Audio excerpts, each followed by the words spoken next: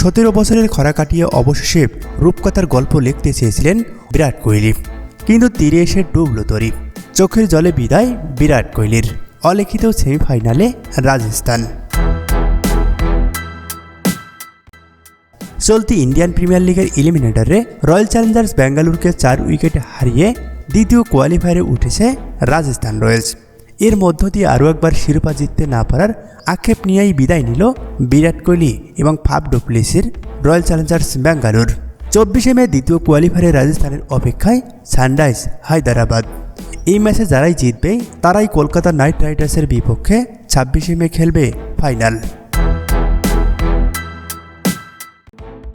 বুধবার আহমেদাবাদের নরেন্দ্র মোদী স্টেডিয়ামে টসে জিতে ফিল্ডিংয়ের সিদ্ধান্ত নেয় রাজস্থান।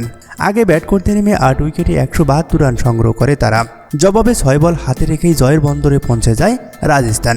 তবে এটি একটি বিরাট কোহলির জন্য হতাশার আসর।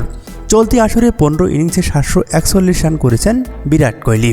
এখনও সবার চেয়ে রান বেশি, তারপরও তার দল ফাইনালে যেতে পারল না। এমনকি শেষ ম্যাচেও 24 বলে 33 রান করেছেন এই হার্ড হিটার।